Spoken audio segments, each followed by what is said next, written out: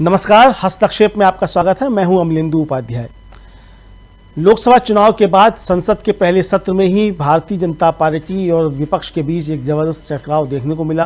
प्रधानमंत्री नरेंद्र मोदी ने जिस तरीके से संसद में अपनी बात रखी और नेता प्रतिपक्ष के तौर पर राहुल गांधी ने जिस तरीके से अपनी बात रखी, उससे साफ समझ में आ गया कि देश की राजनीति अब किस तरफ जा रही है। चर्चा होने लगी है कि ये सरकार कुछ दिनों की मेहमान है और अपने ही बोझ से गिर जाएगी। अब ये गिरेगी कि नहीं गिरेगी ये तो आने वाला समय बताएगा, लेकिन इसको लेकर के चर्चाएं हो रही हैं और लगातार देश के अंदर जो परिवर्तन हो रहे हैं राजनीति में, उसको लेकर के समीक्षा की जा रही है। डीवी लाइव पर देश की वर्तमान परिस्थितियों को लेकर के गंभीर परिचर्चा का आयोजन किया गया। उस परिचर्चा में मैंने भी हिस्सा लिया। आइए देखते हैं उस परिचर्चा के कुछ प्रमुख अंशसाभार। यदि आपने हमारा यूट्यूब चैनल अभी तक सब्सक्राइब नहीं किया है तो इसको सब्सक्राइब कर लीजिएगा, ज़्यादा से ज़्यादा लाइक और शेयर कीजिएगा और कमेंट करके बताइएगा भी कि इस परिचर्चा पर आपकी क्या राय है। आपका कमेंट हमारे लिए काफ़ी ज़्यादा महत्वपूर्ण है। तो आइए सुनते हैं इस परिचर्चा के प्रमुख अंशसाभार। राजीव, दोस्तों, बीजेपी की अंदरूनी कलह और गुटबाजी इस समय मोदी और शाह यानी नरेंद्र मोदी और अमित शाह की टेंशन बढ़ा रही है। और आप जानते हैं कि लोकसभा चुनाव में उत्तर प्रदेश में बीजेपी का प्रदर्शन काफी कमजोर रहा। उसकी कई सीटों पर अब समाजवादी पार्टी और कांग्रेस का कब्जा है। योगी और मोदी यानी हिंदुत्व के इन दो फायर ब्रांड नेताओं के चुनाव प्रचार के बावजूद बीजेपी ने अपनी कई सीटें लोकसभा चुनाव में गंवा दी। स्मृति ईरानी जैसे तेज तर्रार नेताओं को हार का सामना करना पड़ा। यहां तक कि नरेंद्र मोदी भी बड़ी मुश्किल से अपने संसदीय क्षेत्र वाराणसी में जीत पाए। और इस शर्मनाक प्रदर्शन के बाद से उत्तर प्रदेश बीजेपी में मंथन का दौर चल रहा है कि आखिर इस हार की वजह क्या है। और इस मंथन के दौरान अब एक दूसरे पर बिना नाम लिए ठीकरा फोड़ने का सिलसिला भी शुरू हो गया है। बीजेपी की इस खींचतान पर समाजवादी पार्टी के प्रमुख अखिलेश यादव ने आज पहले एक ट्वीट किया, फिर प्रेस कॉन्फ्रेंस की। और प्रेस कॉन्फ्रेंस में क्या कुछ कहा, ट्वीट में क्या कुछ कहा, सब आपके सामने लाना इसलिए जरूरी है क्योंकि यहां से उत्तर प्रदेश की लड़ाई जो है वो अब देश की धरातल पे है। और देश के केंद्र बिंदु अगर एपी सेंटर कहें तो वो दिल्ली है। और दिल्ली की सत्ता कैसे हिलती हुई दिखाई देती है वो सब कुछ हम समझेंगे। पहले अखिलेश यादव ने जो प्रेस कॉन्फ्रेंस में बात कही है, जरा सुन लेते हैं। सुनिए जरा। ये आपका असर तो हुआ होगा, लेकिन असली असर हुआ है जो सरकार कमजोर हुई एक, और सरकार घबरा गई कहीं जो संघर्ष है कहीं बढ़ न जाए। समाजवादी लोग लगातार संपर्क में थे, रविदास जी लगातार संपर्क में थे, पीछे बैठे हुए लोग दोनों संपर्क में थे। और आप तो हीरो निकले ही मुझे सुनने में आ रहा है, लेकिन उन्हें ये नहीं पता होगा कि आज तक को पैकेज कितना मिलता है। तो इसलिए ये सरकार कमजोर हो गई, इसलिए फैसला टाल दिया। क्या जो पहले जिन लोगों का घर उजाड़ा था, ये सरकार मजबूत होती तो इनका भी उजाड़ देती घर। तो किसने फैसला लिया था घरों को हटाने का?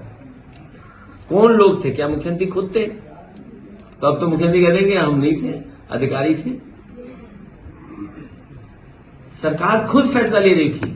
और फिर उस सरकार से क्या उम्मीद करोगे जिस सरकार ने सबसे देश का सबसे अच्छा रिवर फ्रंट खराब किया हो? जो गोमती रिवर फ्रंट है वो देश का सबसे अच्छा रिवर फ्रंट होता है। तो उनसे कोई उम्मीद करोगे कि नाले पर रिवर फ्रंट बना रहे हैं? रिवर फ्रंट बनता है रिवर पर, नाले पर नहीं बनता है। आप मुझे ये बताओ, उस नाले का पानी साफ करने का क्या इंतजाम है सरकार का? जो नाले में पानी आ रहा है, डोमेस्टिक वेस्ट है या अन्य वेस्ट जो आ रहा है उसके अंदर, तो वेस्ट को कैसे रोकते ये लोग? क्या प्लान था इनका? इनके पास कोई प्लान नहीं था, केवल गरीबों को उजाड़ना चाहते थे ये लोग। और हो सकता है कि कुछ बिल्डरों से मिल रहे हों ये लोग, क्योंकि इधर सब बिल्डर उन्हीं की तरफ चले गए। तो सुन रहे थे आप, कह रहे हैं यहां अखिलेश यादव की कुर्सी की लड़ाई में जनता बहुत परेशान है। विधायक आरोप लगा रहे हैं, मुख्यमंत्री खुद स्वीकार कर रहे हैं कि दलाली हो रही है, सरकार में ये कमजोर पड़े हैं, इसीलिए इन्होंने अपना ध्वस्तीकरण का फैसला टाला है। और ये सिर्फ टाला है, हमेशा हमेशा के लिए खत्म नहीं हुआ है। शिक्षकों की जो ऑनलाइन अटेंडेंस थी इसके आगे वो बहुत सारी बातें कह रहे हैं, उसे वो स्थगित नहीं बल्कि निरस्त होना चाहिए। भाजपा के लोगों की कुर्सी की लड़ाई में पूरा एडमिनिस्ट्रेशन खत्म कर दिया गया है। ये सारी बातें यहां पर अखिलेश यादव कहते हुए नजर आए और अखिलेश यादव ने इसके अलावा और भी बहुत सारी बातें कही हैं, जिसमें सबसे बड़ी बात वो कह रहे हैं कि सरकार कमजोर हो गई है, इसीलिए बौखला गई है। जरा वो भी सुन लेते हैं। सरकार यानी यूपी की सरकार कैसे कमजोर हो गई है, दिल्ली की सरकार कैसे कमजोर है और इसीलिए कैसे वो बौखला रहे हैं, ये सारी बातें भी अखिलेश यादव इस प्रेस कॉन्फ्रेंस में कह रहे हैं। सुन लीजिए जरा।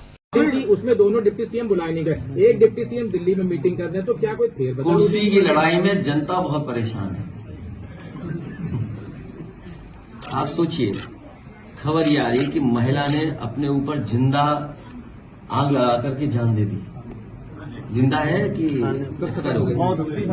आप सोचिए, आप लोग खुद सोचिए कि एक महिला अपना न्याय मांगने गई और उसने आत्मदाह कर दिया और था नहीं, बस पुलिस वहां थी, प्रशासन क्या कर रहा था वहां पर? और इनके विधायक खुद आरोप लगा रहे हैं और मुख्यमंत्री खुद स्वीकार कर रहे हैं दलाली हो रही है।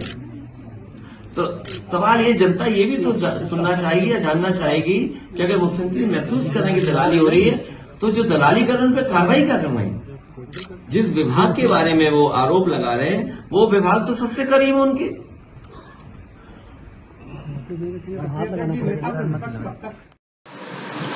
बने रहिए, परिचर्चा अभी जारी है। वीडियो को लाइक और शेयर कर दीजिए और चैनल को सब्सक्राइब कर लीजिए। आइए आगे सुनते हैं इस परिचर्चा। तो यहां साफ साफ अखिलेश यादव कह रहे हैं कि सरकार खुद कमजोर हो गई है, इसलिए वो बौखला गई है। और इससे पहले अखिलेश यादव ने एक ट्वीट भी किया था और ट्वीट में क्या कुछ कहा जरा वो भी आपके सामने लेके आता हूं।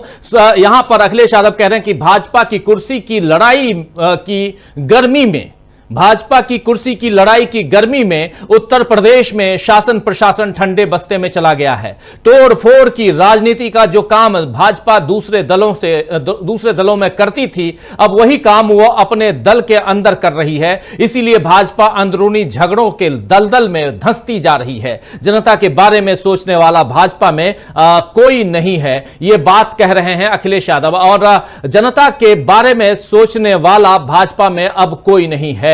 हालांकि केशव प्रसाद मौर्य ने अखिलेश यादव को जवाब दिया है। केशव प्रसाद मौर्य इसके बाद ट्वीट करते हैं और इसी मसले पर लिखते हैं कि सपा समाजवादी पार्टी बहादुर श्री अखिलेश यादव जी, भाजपा की देश और प्रदेश दोनों जगह मजबूत संगठन और सरकार है। सपा का पीडीए धोखा है। यूपी में समाजवादी पार्टी के गुंडा राज की वापसी असंभव है। भाजपा 2027 विधानसभा चुनाव में 2017 दोहराएगी। ये बात लिख रहे हैं फिर एक बार डबल इंजन सरकार, ये बात लिख रहे हैं केशव प्रसाद मौर्य। अब दोस्तों, केशव प्रसाद मौर्य सत्ता में वापसी का दावा तो कर रहे हैं, लेकिन अपने जवाब में वो इस बात को स्पष्ट नहीं कर पा रहे हैं कि योगी ने समीक्षा बैठक में अति आत्मविश्वास के कारण हारने वाली जो बात कही थी उस पर क्या वो सहमत हैं।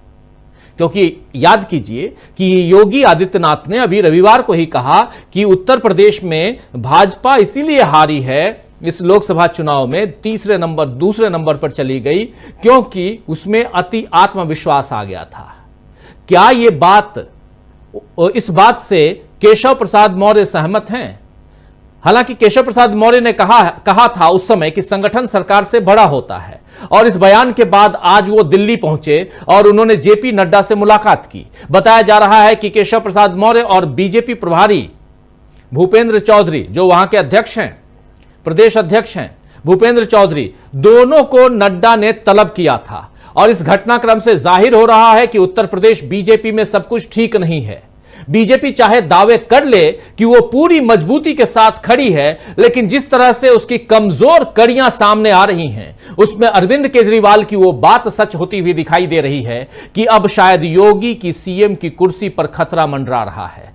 वैसे भी केशव प्रसाद मौर्य और योगी आदित्यनाथ के बीच राजनीतिक महत्वाकांक्षा की लड़ाई कायम है, ये हम देख रहे हैं। और 2017 में उस समय आप याद कीजिए कि केशव प्रसाद मौर्य अध्यक्ष थे और उनके अध्यक्ष रहते हुए बीजेपी ने चुनाव जीता था, लेकिन सीएम की कुर्सी योगी को मिली, केशव प्रसाद मौर्य को नहीं मिली। और उसके बाद केशव प्रसाद मौर्य के क्षेत्र में जिस तरह से बीजेपी को हार मिली, उससे उनके नेतृत्व पर भी सवाल उठे। अखिलेश यादव ने इसी खींचतान का खुलासा अब किया है। और अखिलेश यादव की इस प्रेस कॉन्फ्रेंस के अलावा अगर देखें, दूसरी तरफ चलें तो वेस्ट बंगाल चलिए, पश्चिम बंगाल, जहां शुभेंदु अधिकारी कह रहे हैं कि जो हमारे साथ हैं हम उनके साथ हैं, यानी जो हमें वोट देगा हम उसके साथ हैं, बाकी बातें बकवास है। बकवास क्या? तो ये सबका साथ सबका विकास, इसको बंद करो। ये सबका साथ सबका विकास का नारा किसका है? ये नारा नरेंद्र मोदी का है। शुभेंदु अधिकारी किस पार्टी में है? आज की तारीख में वो बीजेपी में है। तो क्या अपनी पार्टी के जो मुख्य नेता हैं, देश के प्रधानमंत्री, उनके खिलाफ शुभेंदु अधिकारी बात कर रहे हैं? जरा उनकी बात बांग्ला में है लेकिन महत्वपूर्ण, आप लोग सुन सकते हैं। बहुत सारे हमारे बंगाली साथी इस कार्यक्रम को देखते हैं, वो तो बिल्कुल सुन सकेंगे, समझ सकते हैं, लेकिन जो नहीं समझते हैं इतना तो समझ ही जाएंगे कि सबका साथ सबका विकास का जिक्र किया जा रहा है। जरा सुन लीजिए शुभेंदु अधिकारी, और क्यों अंदरूनी कलह चल रही है, क्यों अंदर खाने बीजेपी में बुरा हाल है, यह हम समझेंगे। सुनिए जरा शुभेंदु अधिकारी को। तो दोस्तों, यह भाषण नहीं बल्कि यह सांप्रदायिक नफरत है, जहर उगल रहे हैं यहां पर शुभेंदु अधिकारी। और यह न सिर्फ अपने मुखिया और इस देश की परंपरा, मुखिया छोड़ दीजिए, इस देश के ताने बाने को तोड़ने वाला यह भाषण दे रहे हैं, जहां ये साफ साफ हिंदू और मुसलमान के भेद को बढ़ा रहे हैं, अंतर को बढ़ा रहे हैं जो उनकी पार्टी करती आई है। और खुलकर एक मंच से यह ऐलान कर रहे हैं कि कोई सबका साथ सबका विकास नहीं, जो हमारे साथ हम उनके साथ। यानी जो आपको वोट देगा, आप क्या उनके प्रतिनिधि चुन के गए हैं जिसने आपको वोट दिया है, या आप उस क्षेत्र के प्रतिनिधि बन के गए हैं? ये इन जनप्रतिनिधियों को समझना होगा, और समझना उन लोगों को भी होगा जो इस देश के नागरिक हैं और जो समझते हैं कि हम इनको वोट दे रहे हैं तो ये हमारा विकास करेंगे। ये विकास नहीं बल्कि आपका विनाश करेंगे, ये आप जान लीजिए। और इसीलिए यहां जरूरी है कि ऐसे लोगों को आइडेंटिफाई करें, और ऐसे भाषण को आपके सामने हम इसलिए लेके आए, ये नफरती भाषण है, और इस नफरती भाषण का जितना ज्यादा आप विरोध कर सकते हैं तो कीजिए। लेकिन बीजेपी के अंदर बवाल मचा हुआ है और उसका बुरा हाल उत्तर प्रदेश से लेकर सब जगह। बने रहिए, परिचर्चा अभी जारी है। वीडियो को लाइक और शेयर कर दीजिए और चैनल को सब्सक्राइब कर लीजिए। आइए आगे सुनते हैं इस परिचर्चा।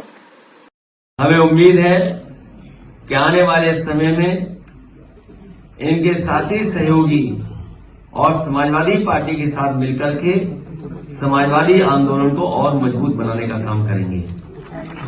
हाल ही में जो सरकार फैसले ले रही है, ये सरकार जो आपस में लड़ रही है, इनके फैसले भी जल्दीबाजी के हैं। जहां शिक्षकों को परेशान करने के लिए जो सरकार ने फैसला लिया कि ऑनलाइन डिजिटल अटेंडेंस ली जाएगी, समाजवादी पार्टी ने उसका विरोध भी किया। और आपके माध्यम से मैं कहना चाहता हूं, यह फैसला स्थगित नहीं होना है। स्थगित का मतलब यह है कि कभी भी सरकार इसको लागू कर सकती है। तो यह फैसला निरस्त हो, तभी हमारे शिक्षकों की असली मदद होगी। वहीं ये जहां कमजोर पड़े हैं, लखनऊ में और सरकार में ये कमजोर पड़े हैं, इसलिए इन्होंने ध्वस्तीकरण का अपना फैसला टाला है। ये फैसला ही टाला है। ये फैसला हमेशा हमेशा के लिए खत्म नहीं हुआ है। इसलिए शिक्षकों के लिए जो ऑनलाइन डिजिटल अटेंडेंस थी वो स्थगित नहीं, निरस्त हो। और हम सावधान करना चाहते हैं प्रदेश की जनता को भी कि भारतीय जनता पार्टी के लोग आपस में लड़कर के और कुर्सी की लड़ाई में पूरा एडमिनिस्ट्रेशन खत्म कर दिया है। जहां इन्हीं के विधायक, इन्हीं के लोग आरोप लगा रहे हैं कि भ्रष्टाचार चल रहा है। हम लोगों ने अखबारों में पढ़ा है कि मुख्यमंत्री खुद स्वीकार कर रहे हैं कि बड़े पैमाने पर दलाली चल रही है। जिस प्रदेश के मुख्यमंत्री खुद स्वीकार कर रहे हो कि दलाली हो रही हो और अखबारों में बड़ा बड़ा लिखा हो कि दलाली हो रही है, तो जनता जानती होगी कितनी दलाली हो रही है। आशा है ये कार्यक्रम आपको पसंद आया होगा। इस वीडियो को ज्यादा से ज्यादा शेयर करें, लाइक करें और कमेंट करके बताएं आपकी राय क्या है। और अगर आपने हमारा यूट्यूब चैनल को सब्सक्राइब नहीं किया है तो तुरंत इसको सब्सक्राइब कर लीजिए और बेल आइकन भी दबा दीजिएगा ताकि अगली जब वीडियो अपलोड हो तो आपके पास इसका नोटिफिकेशन पहुंच सके। और अगर आपने हमारा फेसबुक पेज फॉलो नहीं किया है, फेसबुक पेज को भी फॉलो करें। धन्यवाद।